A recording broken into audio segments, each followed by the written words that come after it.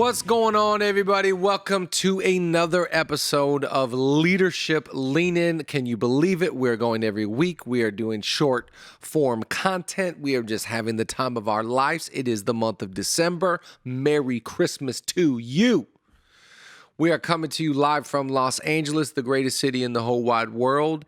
And we are privileged. We are thrilled to be joined together talking about the subject of leadership. I had a mother of two, texted me this last week and told me she just discovered Leadership Lean In. She enjoyed it. She enjoyed the format. She enjoyed the conversation, sitting down, and it was a great text to receive. Thank you for everybody that is letting us know that this podcast is helping you on your leadership journey. Remember, it's not my line, but it's one of my favorite lines. When the leader gets better, everybody gets better. So we are leaning in to the subject of leadership so that we can learn and grow just a little bit more. I'm jumping right into the content today. Write down the title if you're taking notes. And I say that because a lot of people, when they tag Leadership Lean In, they show the notes. They've written down the notes and then the podcast in the background. So thank you to everybody that's taking notes. Or maybe you're on your run right now and you're like, I can't take notes. I'm on mile 3. Okay, keep going. You run. Some of us will write. Everybody, we're learning together. Okay, I want to talk to you today about the requirements of being a leader. Being a leader, I love this line. The more responsibility I have, the less rights I have. So when I gain in responsibility, title, position, oversight, maybe I'm a manager at my store, whatever it is, the more responsibility I have, the less rights I have. And the more responsibility I have in leadership, I have to understand there are requirements for me to do this job. Now, I'm just going to give you a few. These are all found in the Bible. 1 Timothy chapter 3, if you're looking and you're wanting to find where am I finding these, I'm going to give you 6 R's that are requirements for you to be a leader. Number 1, you must be above reproach.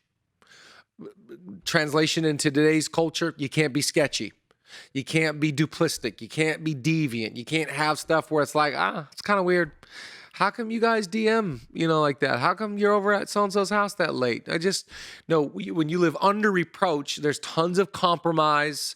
There's chinks in the armor. There's not a lot of character. But when you're above reproach, you have impeccable character. You have impeccable integrity. And people can count on you being the real deal. You live a life above reproach. Recently, someone was telling me a great story about these 2 guys were leaving a house late at night, and there was a guy and another girl in the house, and they get about a block away, and the driver goes, he's got to turn around. So he turns around the car, and he goes back to the house, and he walks in, and is there for maybe 60 seconds, gets back in the car, they start leaving. And the passenger turns and says, what was that all about? He said, I just had to tell him, I don't like this. Something doesn't add up. This is not good. This doesn't look good. You as a leader have to live above reproach. There's not a lot of accusations around you. There's not a lot of suspect behavior around you.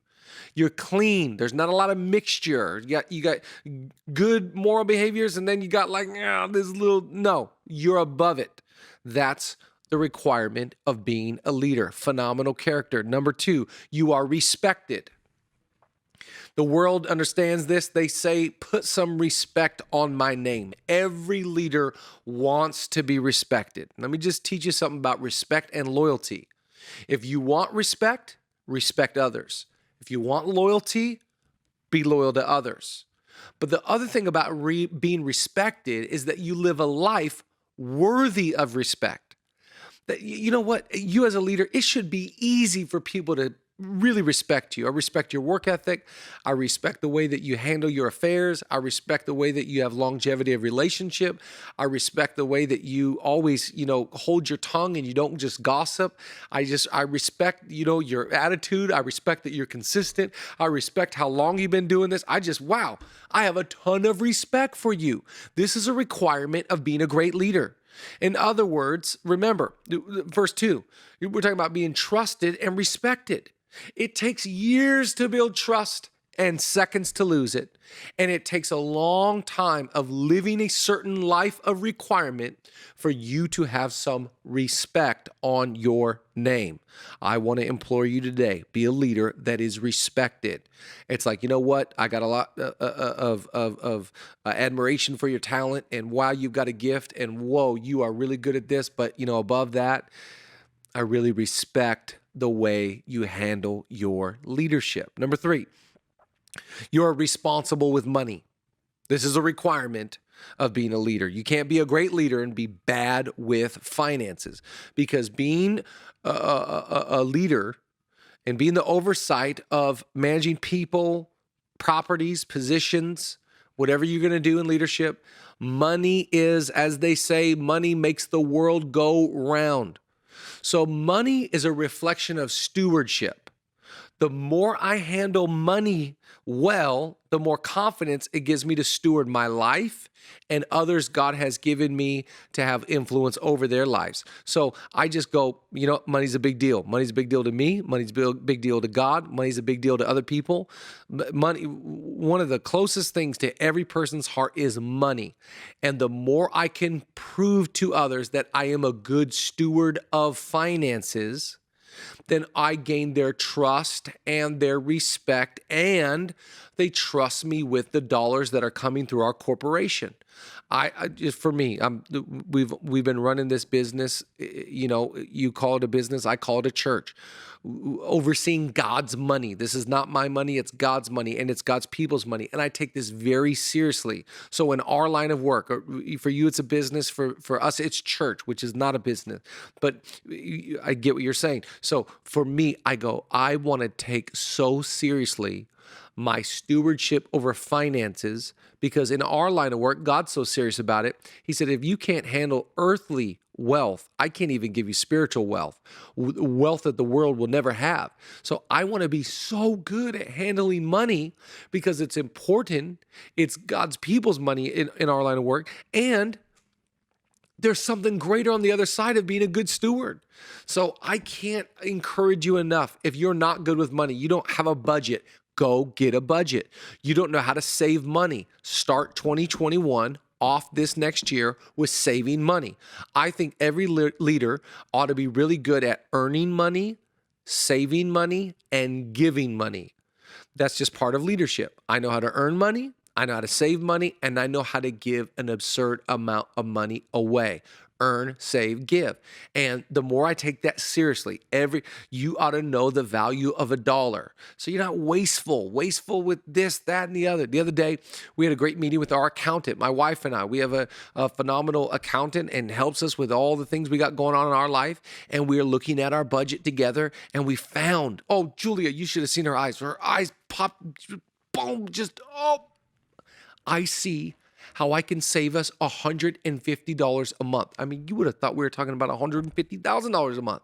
But we're into the weeds. We're into the details of money. And what does that do? That breeds confidence in us, in our marriage, and in those that are around us, that I am good with money. Please hear me. This is a requirement of leadership. You got to be above reproach. You got to be respected, but you got to be good with money. People that they know when they come around you, they're bad with money. It's like, there's something off there. You're a leader. You should be great with handling finances. It says so much about you. Number 4, you're really great at home. I love this one. Leadership starts at home. Leadership is always this way. It is heart, home, and then performance.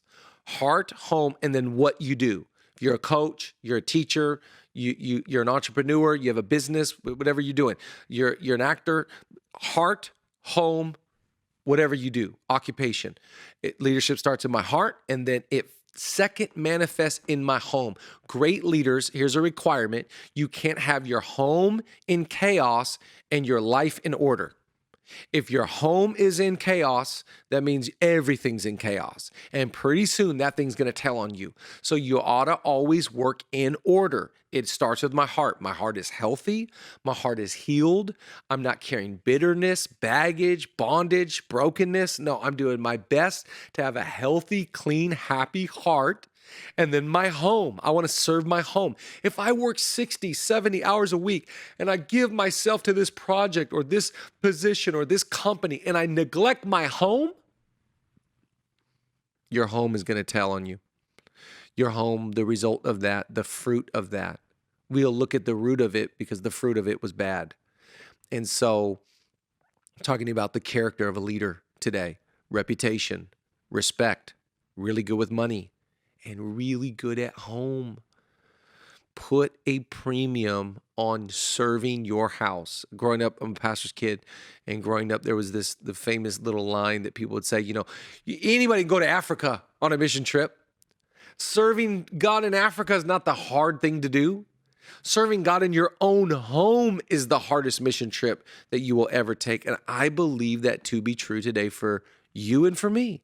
For me, the place I put the highest premium on is with my wife and my kids. Am I serving and loving and giving virtue and energy, time and dedication to them? Because if I am, I will go heart, home, and in my world, church leadership, and everything will be in order. If I go, I'm focused on church, and I give a little bit here, and I neglect here, I am missing out on the requirements of being a great leader. Heart first, home second, and then whatever you're doing. I hope this is encouraging. I'm not trying to discourage you today. Now, trust me, I've not set out to discourage anybody today. I'm trying to encourage you on the requirements of being a great leader. Number 5, you are recommended by others because of your proven character.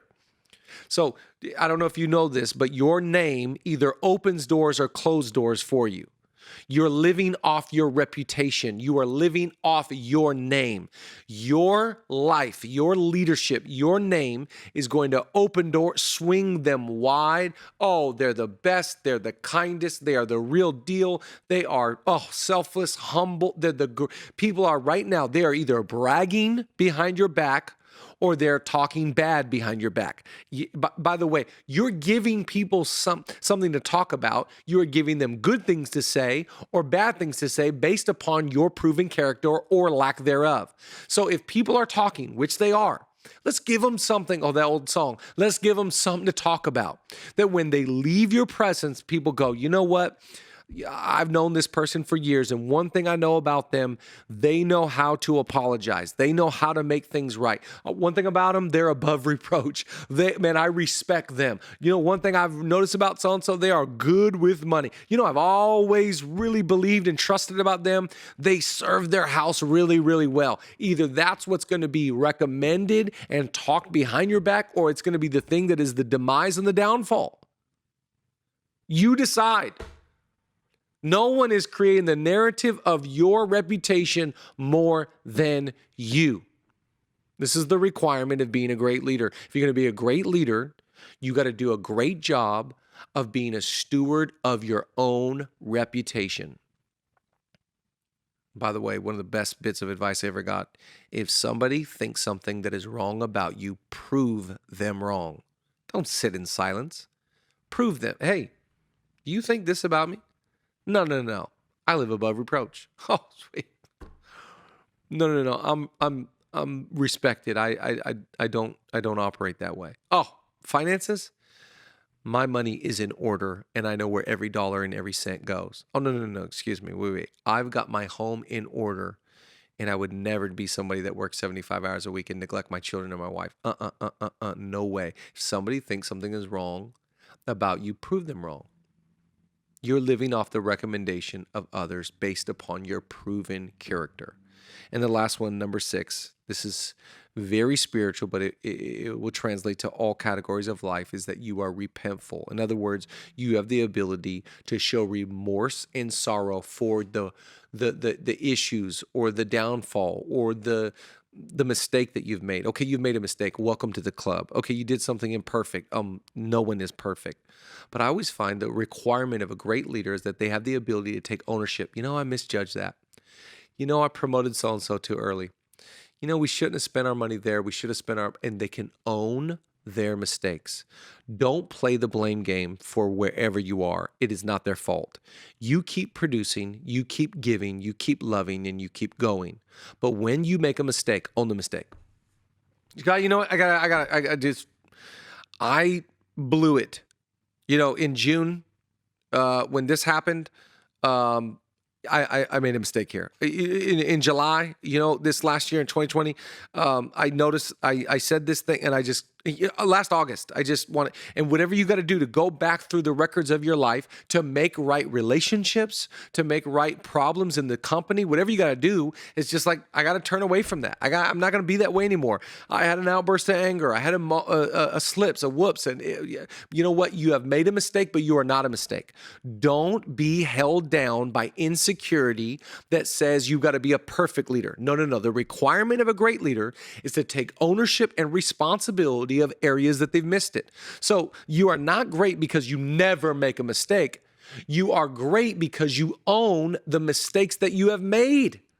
Because guess what? People will admire your strengths, but they will relate with your weaknesses. So when you say, hey, I got a weakness. Hey, I got a propensity. Hey, I'm prone to this. I'm susceptible. I'm not perfect. People go, me too.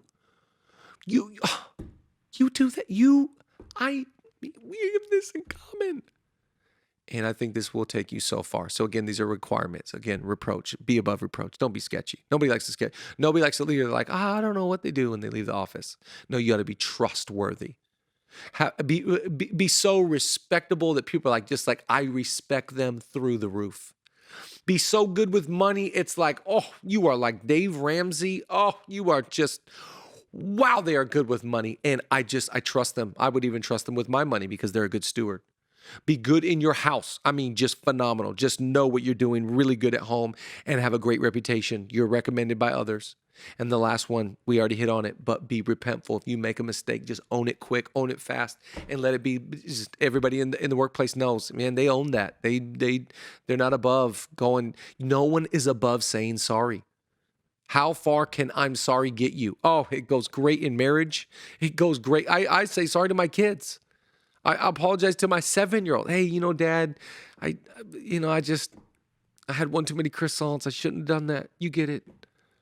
These are the requirements of being a great leader. Hey, we are off for a few weeks. We are going to come back in the month of January, taking the next few weeks off for the holidays. I hope you have a phenomenal Merry Christmas with you and yours, and a Happy New Year. Close the books on 2020 really, really well, because how you end something determines how you start something. Hope you have the best New Year's 2021. Get ready. We're going to lean into leadership and become who we are called to become. I love you. Merry Christmas. Happy New Year. We'll see you in 2021.